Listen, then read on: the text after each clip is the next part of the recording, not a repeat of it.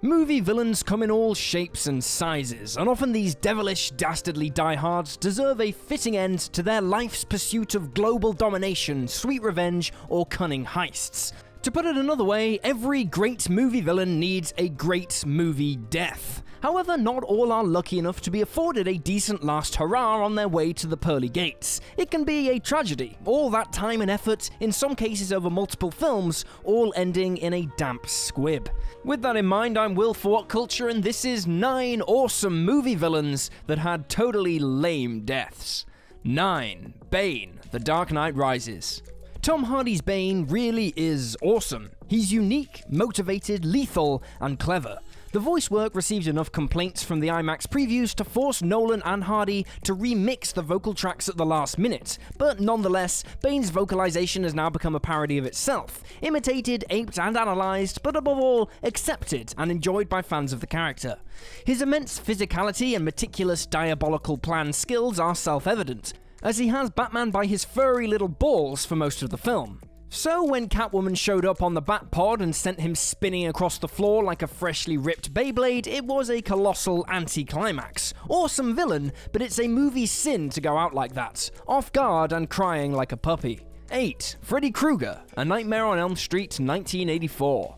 Killing Freddy has always seemed like a futile endeavor. He will just keep coming back for more, despite all his adversaries' best efforts to sing him a lullaby. This speaks volumes about the popularity of the character, who first appeared in Wes Craven's classic slasher bloodbath, A Nightmare on Elm Street. By the film's climax, Nancy's lost most of her friends, she's all alone, and she's as good as dead herself. But then she realizes at the last minute that the only way to defeat Freddy is to take his power away. She turns her back on him, and he simply disappears in a puff of 80s optical effects. It's a great film, but a long way from the epic ending Freddy probably deserved. Luckily, this defeat wouldn't stick. 7. The Beast, Glass. When the closing moments of Split revealed its true identity as a sequel to Unbreakable, the fans went nuts. This was a masterstroke from a director who'd been conspicuously lacking in masterstrokes for the last few years. After 3 movies and a 19-year wait to see Dunn open up a serious can of whoop-ass Bruce Willis style, the result was Glass, and well, it kind of sucked. After alluding to what could have been an epic skyscraper confrontation, the 3 super beings resort to a dust-up in a car park. The punch-up doesn't last long, and despite all the hype, the fight results in the Beast being shot to death by the cops. He dies in the arms of Anna Taylor-Joy. Totally lame, but I guess that was the twist. The twist was that the movie sucked all along. 6. Le Chiffre, Casino Royale. Mads Mikkelsen plays a great bad guy, and while none are quite as brilliant as his refreshing version of Hannibal Lecter, there is perhaps one exception. In 2006, James Bond got a new face. Brosnan was out, deemed too weedy and too 90s. It was time to go back to basics. Carefully walking the fine line between self-parody and anachronism, Bond was back, but this time he was muscular, cynical, vulnerable, and usually drunk. This was the Bond we knew from Ian Fleming's source material. Warts and all. What was needed was an equally fresh counterpoint, and Mikkelsen didn't disappoint. Modern, cruel, and with a talent for making money, his Le Chiffre was one cool cat.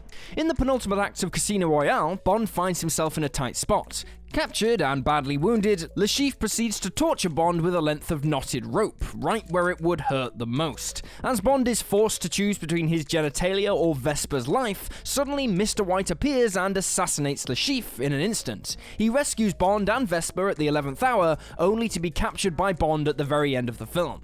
As for Le Chiffre, an awesome bad guy for sure, but his demise is abrupt to say the least. 5. Bill, Kill Bill. Throughout Kill Bill, Bill is referenced countless times in conversations and flashbacks before we finally get to meet him. Bill is the leader of the Deadly Vipers and the bride's former lover, a man of global recognition from the States to Japan. By the time we get to see him on screen, it's hard to know what to expect. The last thing we thought we were getting was a discussion on superhero ethics, but then again, this is Tarantino.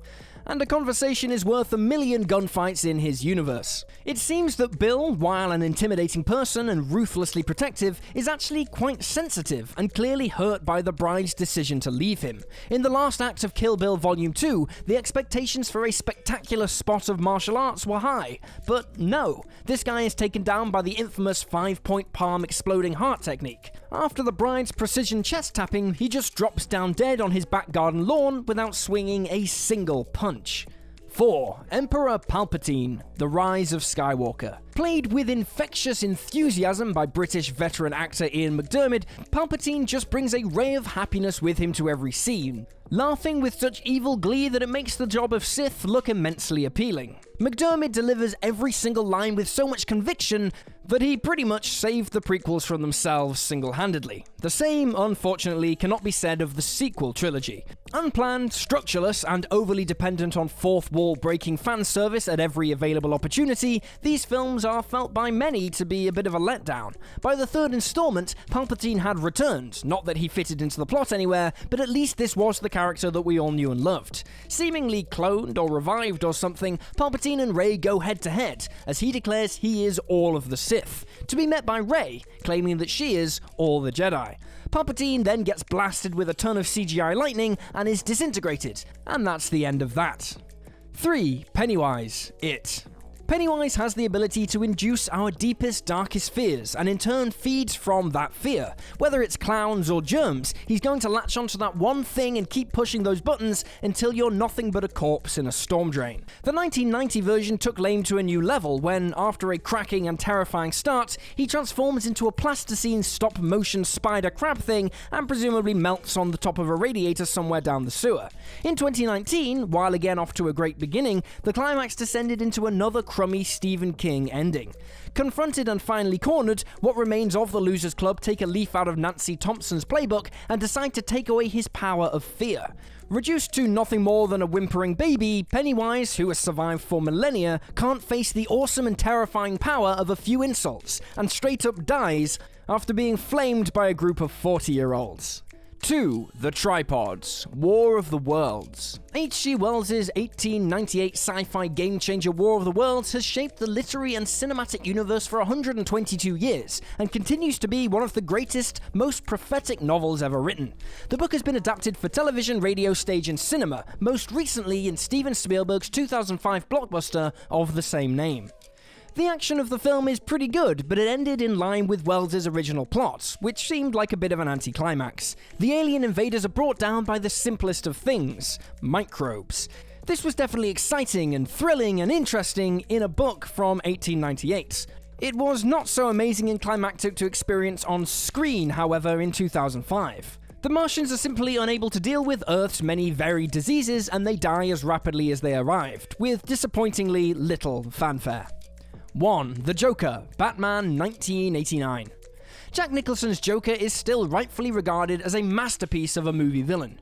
Dropped into a vat of chemicals and permanently scarred by a stray bullet to the face, Jack Napier would transform into the Crown Prince of Crime. Insane and immaculately dressed, the Joker planned to poison the city's population with nerve gas. Thankfully, Batman corners the villain at the top of Gotham's cathedral for the film's final showdown.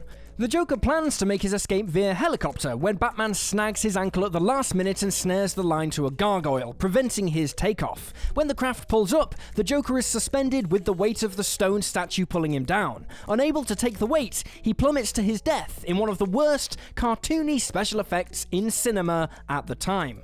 Largely, Burton's film managed to be a level above the hilariously campy 60s Batman level of low-quality cheesiness, but this ending to one of cinema's greatest villains detracts a little from what should have been considered one of Nicholson's finest roles.